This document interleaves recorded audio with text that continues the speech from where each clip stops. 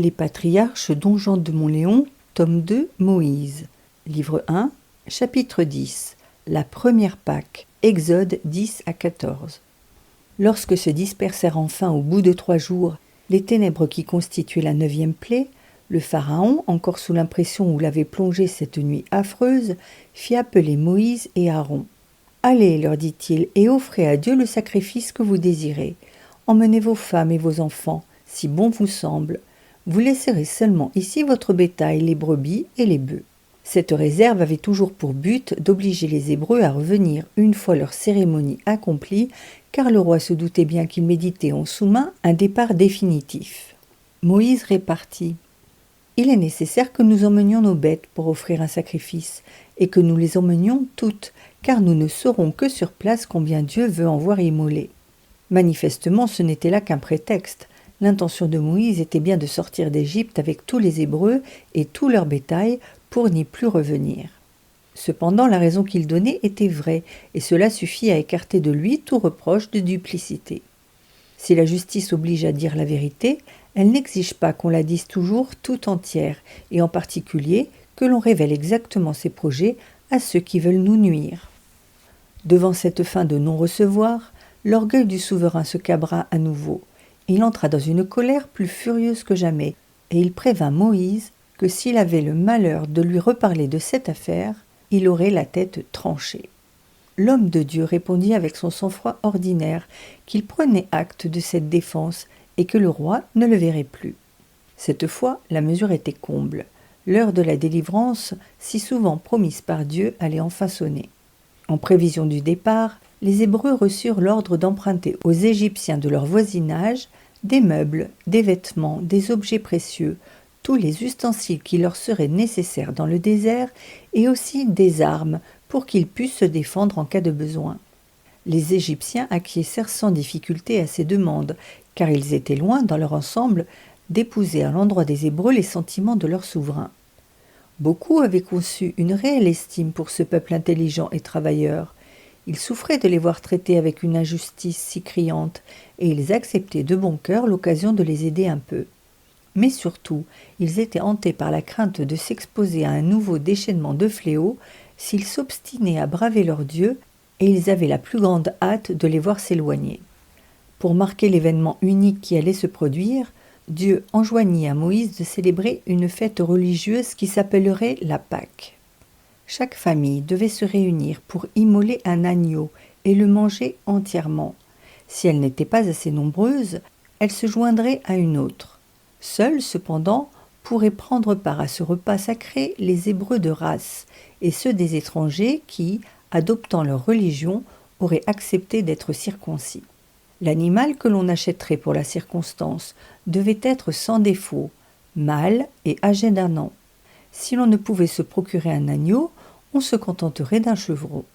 Il serait acheté le 10e jour de Nisan et immolé le 14e sur le soir. Le mois de Nisan correspondait à peu près à celui que nous appellerons aujourd'hui avril. Il commençait avec la lune qui suit l'équinoxe de printemps, mais il allait devenir, en souvenir de la sortie d'Égypte, le premier des mois de l'année juive. Le chef de chaque famille, après avoir trempé un bouquet d'hysope dans le sang de la bête, en aspergerait les montants et le linteau de la porte de la maison.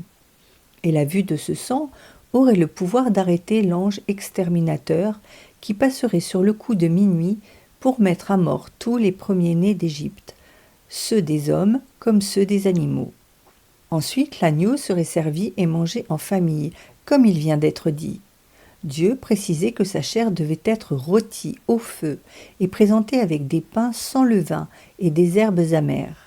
Il ne fallait pas l'avaler crue, c'est-à-dire, d'après les Hébreux, insuffisamment cuite, en raison de la fièvre du départ, ni non plus bouillie dans l'eau, comme celle que les païens offraient aux idoles, et parce que cette préparation eût demandé trop de temps. L'animal devait être consommé entièrement, y compris la tête, les pattes et les entrailles. Le repas aurait lieu en tenue de voyage. On mangerait debout, les pieds chaussés pour la route, les reins sains, les vêtements relevés et chacun tenant son bâton à la main. La cérémonie devait être expédiée rapidement, et si de l'agneau y restait encore quelque chose au matin, on le brûlerait, mais on n'en conserverait rien sous aucun prétexte. Moïse transmit ses ordres aux Hébreux. Il leur fit savoir, en outre, que cette cérémonie était appelée à devenir une institution permanente et qu'une fois dans la terre promise, ils auraient à la célébrer chaque année avec la plus grande solennité pour rappeler leur miraculeuse délivrance. Les 7 jours qui la suivraient seraient considérés comme des jours de fête, et on ne pourrait manger durant cette octave que des pains azimes, c'est-à-dire sans levain. L'usage du pain fermenté pendant ce laps de temps serait tenu pour une faute très grave, entraînant l'excommunication. De plus, tous ces rites devaient être expliqués chaque année aux enfants pendant le repas, afin que ceux-ci ne perdent jamais le souvenir des merveilles accomplies par Dieu pour arracher leurs ancêtres à la tyrannie du Pharaon. Le peuple acquiesça avec empressement aux paroles de Moïse. Tous se prosternèrent pour rendre grâce à Dieu et pour le supplier de ne plus différer leur délivrance. Puis, la première Pâque fut célébrée dans les conditions prescrites. La nuit suivante, sur le coup de minuit, l'ange du Seigneur passa. Il entra dans toutes les maisons qui n'étaient pas marquées du sang de l'agneau, et il extermina sans distinction tous les premiers-nés qu'il y trouva, aussi bien ceux des bêtes que ceux des hommes, ceux du palais du Pharaon comme ceux de la plus pauvre famille d'esclaves. L'Écriture dit « les premiers-nés », non pas les nouveau-nés, comme on l'interprète souvent, c'est-à-dire que tous les hommes et tous les animaux qui étaient soit le premier engendré, soit l'unique rejeton de leur mère, furent frappés de mort. Tous, dit Philon, de quelque âge qu'ils fussent, en pleine force et santé, sans avoir été malades, moururent soudainement à minuit. Il n'y eut pas une maison exempte de ce désastre. Dès que le matin fut venu, les parents, voyant leurs enfants bien-aimés morts, alors que rien ne le faisait prévoir, alors qu'ils avaient mangé avec eux la veille et causé jusqu'à la nuit, furent saisis de douleur et firent retentir l'air de leurs gémissements. Au début, chacun croyait à un accident privé, ne se doutant pas de ce qui se passait chez les voisins. Mais quand ils furent tous sortis de leur maison et qu'ils connurent ce qui était advenu aux autres, ce fut une désolation et une lamentation générale dans toute la terre d'Égypte. En même temps, un vent d'épouvante souffla sur les esprits. Le massacre des premiers-nés n'était peut-être qu'une manière d'avertissement. Si l'on continuait à braver le Dieu des Hébreux, une nouvelle tranche de victimes, sans doute, suivrait bientôt celle-là, et puis une autre, et avant peu de temps, toute la population aurait péri.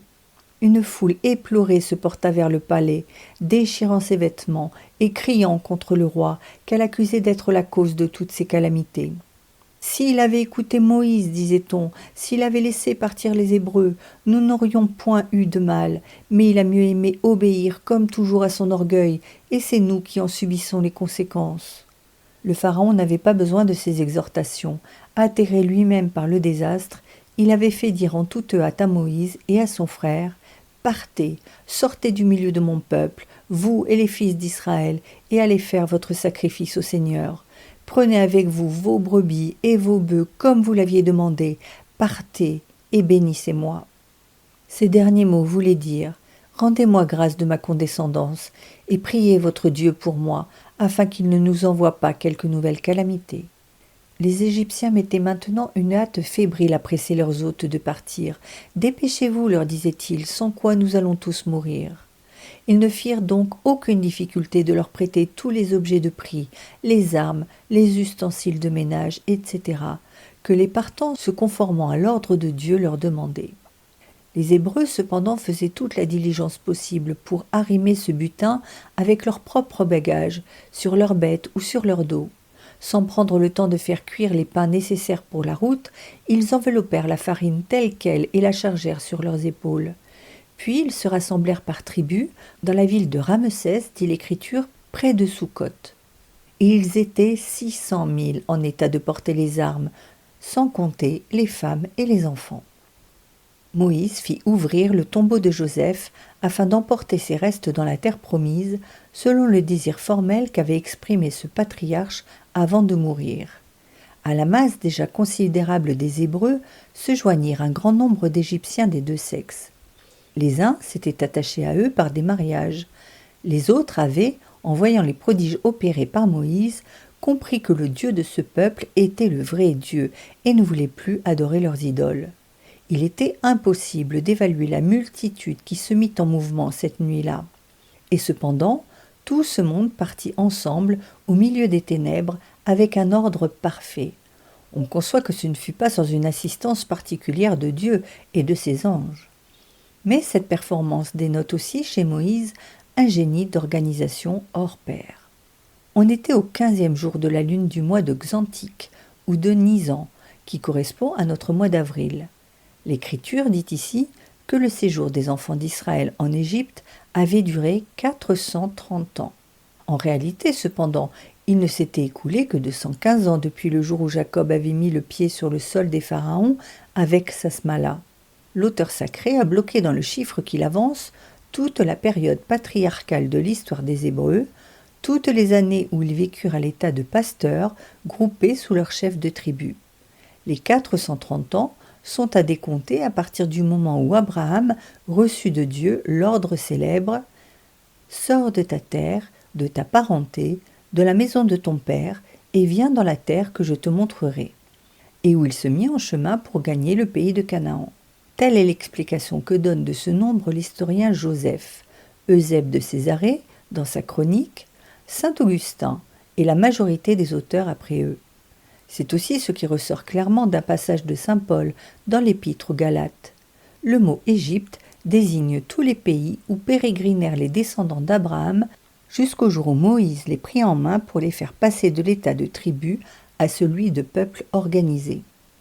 La direction naturelle pour gagner la Palestine aurait été de remonter vers le nord, jusqu'à la Méditerranée, puis de s'infléchir vers l'est en longeant la mer et d'entrer dans la terre de Canaan par le pays des Philistins.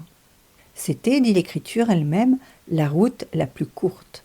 C'était celle qu'empruntaient normalement les caravanes et les troupes qui se rendaient en Palestine ou en Syrie. Elle était gardée et jalonnée de puits, mais elle aurait mené les partants tout droit chez les Philistins. Et Dieu ne voulut pas exposer les Hébreux, dès leur départ, à un engagement contre ce peuple fort et très entraîné à la guerre. Il craignit qu'ils ne prissent peur dès le premier choc, eux qui n'avaient jamais combattu, et qu'ils ne refluassent en désordre sur l'Égypte. La suite de cette histoire montrera en effet que, quand ils arriveront aux confins de la terre de Canaan, ils seront épouvantés par les récits que leur feront leurs éclaireurs sur l'aspect titanique des habitants, et ils ne penseront qu'à faire demi-tour. En conséquence, Dieu leur fit prendre la direction du sud pour les conduire vers le mont Sinaï, où il avait décidé de promulguer sa loi sans tenir compte de la mer Rouge qui semblait un obstacle infranchissable, mais qu'il se réservait de leur faire traverser par le miracle le plus formidable que l'on ait jamais vu sur la terre.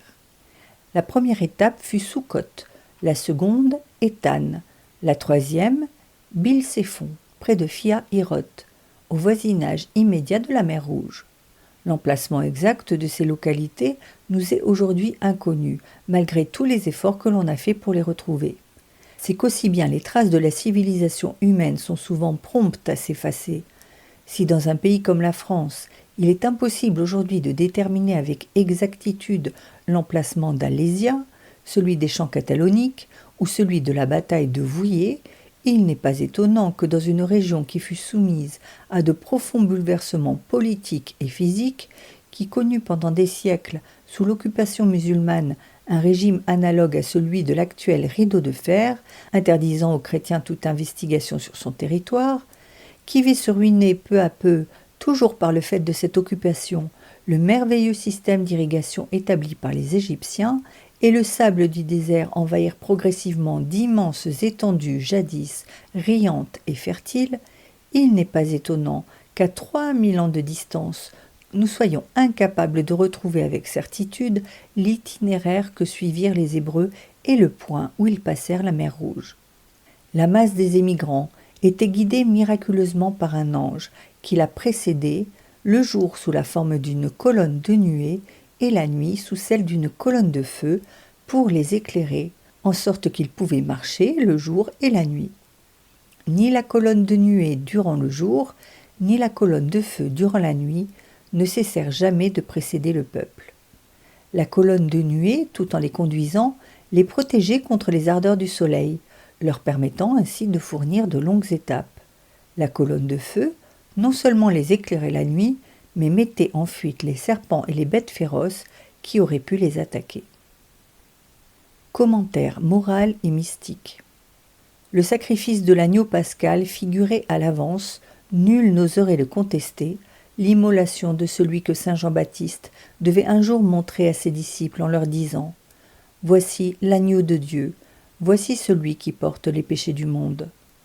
Cet agneau devait être acheté et introduit dans la famille le 10e jour du mois de Nisan et mis à mort le soir du 14e jour, parce que le Christ entrerait solennellement dans la ville de Jérusalem le dimanche des Rameaux, et il y ferait entendre ses derniers appels jusqu'au jeudi suivant, où, sur le soir, il s'immolerait lui-même à son Père, d'abord à la Seine, puis à Gethsémani.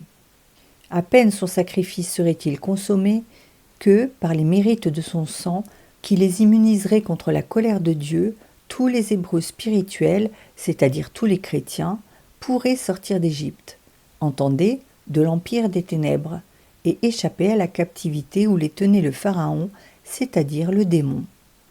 L'agneau devait être mangé dans chaque maison, dans l'intimité de la famille, parce que, bien que le Christ soit mort pour tous les hommes, il s'est offert cependant pour chacun de nous en particulier. « Je vis, dit saint Paul, dans la foi du Christ de Dieu qui m'a aimé et qui s'est livré pour moi. » Il ne suffit donc pas de célébrer ce sacrifice dans un acte public de culte, il faut que chacun le médite en son fort intérieur. Et si l'on n'est pas assez nombreux, il faut convoquer les voisins, parce que quiconque sent son impuissance à remercier Dieu comme il le voudrait et le devrait, doit, pour suppléer à son indigence, inviter les autres à rendre grâce avec lui.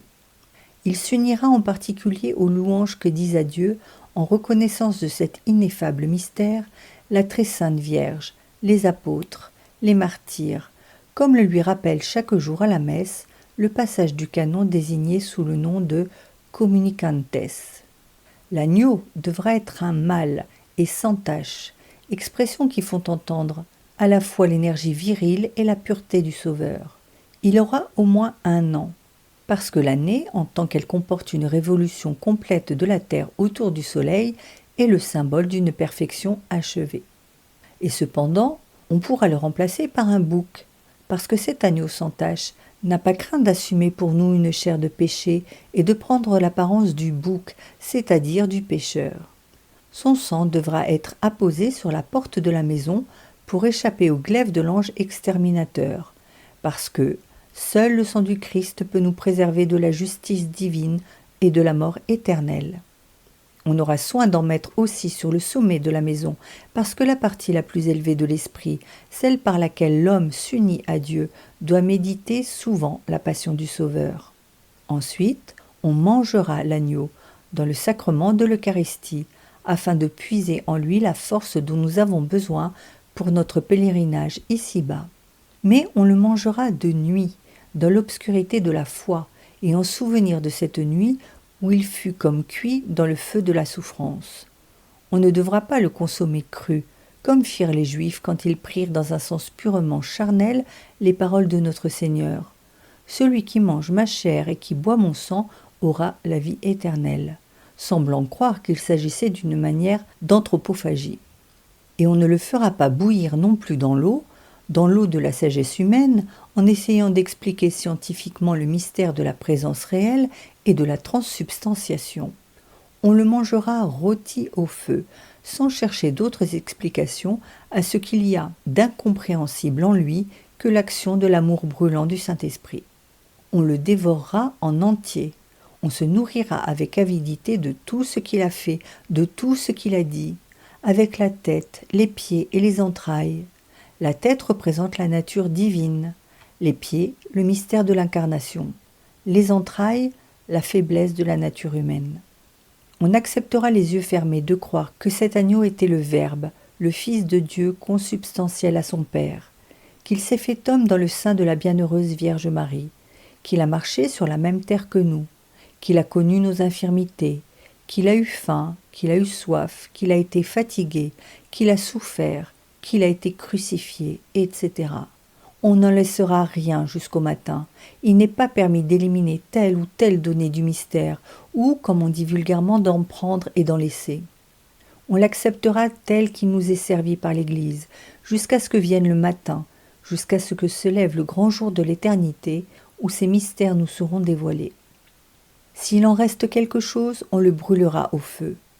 Tout ce qui nous paraîtra impossible à admettre, nous nous garderons bien de le jeter, comme ne valant rien, mais nous l'attribuerons à la puissance sans limite de l'Esprit Saint, auteur de toutes ces merveilles. En outre, il faut le manger les reins sains, de chasteté, mortifiant en nous les mauvais désirs et l'amour des plaisirs sensuels. Les pieds chaussés, c'est-à-dire protégeant soigneusement nos pas contre les pierres de scandale et les épines du péché.